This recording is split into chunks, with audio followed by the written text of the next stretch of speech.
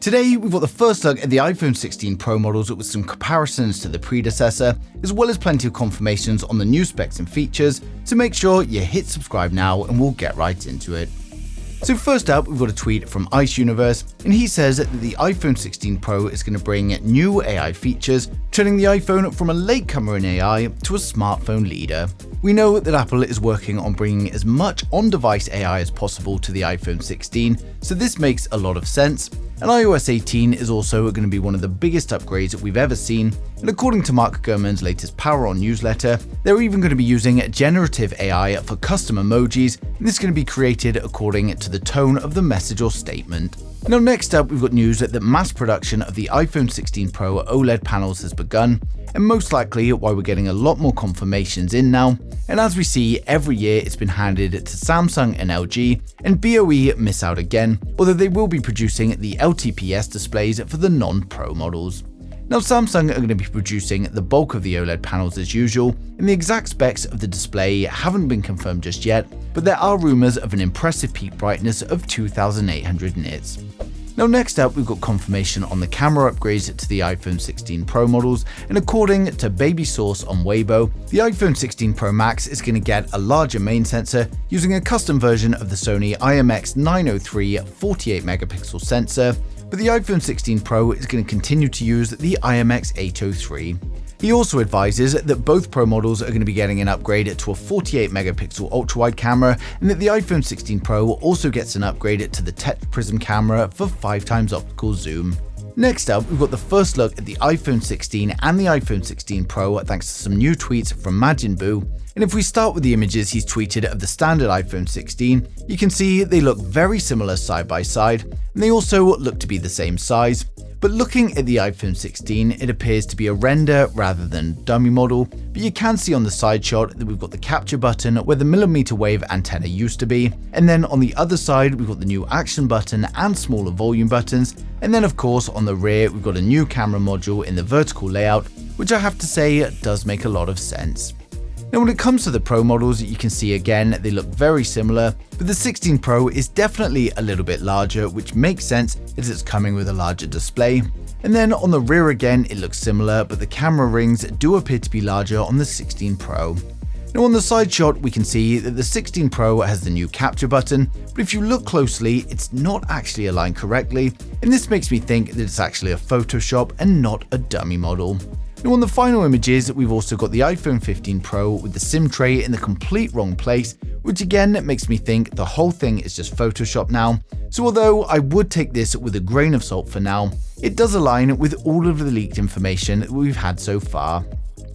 Now for those of you excited for the iPhone 16 series though, we're now going to run through the full specs, design and the expected pricing of each model in the range to help you guys decide which one is right for you. So make sure you hit subscribe now and we'll get right into it. So first up, we have the standard iPhone 16. With the standard iPhone 16, we get a 6.3-inch OLED display, but unfortunately, this is still going to be an LTPS display. The iPhone 16 is going to have a taller aspect ratio than last year, and it's going to be protected by Ceramic Shield 2. We get the new dynamic island, which covers up the 12-megapixel selfie camera and Face ID sensors, and then on the rear we've got a 48-megapixel primary camera and a 12-megapixel ultra-wide. It's powered by the A18 chipset, and it's likely coming with 6GB of RAM and up to 512GB of storage. It's also powered up by a 3450 mAh battery with 30-watt fast charging, and it's going to come with advanced 5G, Bluetooth 5.3 and Wi-Fi 7. Now it will of course ship with iOS 18 and is expected to launch from around $850 in September 2024. Now next up we've got the iPhone 16 Plus. With the iPhone 16 Plus we get a 6.9-inch OLED display, and again unfortunately this is another LTPS display. It's got a taller aspect ratio than its predecessor and is protected by Ceramic Shield 2. We get the new dynamic island, which covers up the 12-megapixel selfie cameras and Face ID sensors, and then on the rear we've got a 48-megapixel primary camera and a 12-megapixel ultra-wide. It's powered by the A18 chipset, and it's likely going to come with a choice of 6GB of RAM and up to 512GB of storage. It's powered by a 4420 mAh battery with 30-watt fast charging, and it comes with the advanced 5G, Bluetooth 5.3 and Wi-Fi 7.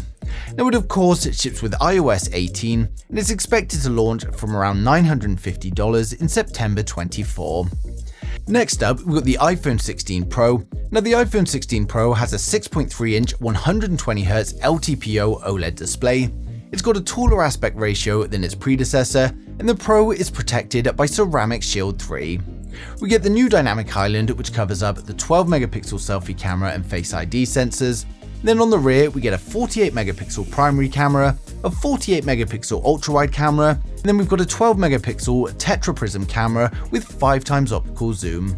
It's powered up by the A18 Pro chipset, and it comes with 8GB of RAM and up to 1TB of storage, and it's also powered up by a 3450 mAh battery, and fast charging is still unknown at the moment, but we do expect some improvements. And of course, it comes with the advanced 5G, Bluetooth 5.3 and Wi-Fi 7. It will of course ship with iOS 18 and is expected to launch from around $1,100 in September 2024. Now finally, we save the best to last, the iPhone 16 Pro Max. With the iPhone 16 Pro Max, we get a 6.9-inch 120Hz LTPO OLED display. Again, like the other phones, it's got a taller aspect ratio than its predecessor, and it's protected by Ceramic Shield 3. We get the dynamic island, which covers up the 12-megapixel selfie cameras and Face ID sensors. And then on the rear, we've got a 48-megapixel primary camera, a 48-megapixel ultra-wide, and a 12-megapixel tetraprism camera with 5x optical zoom.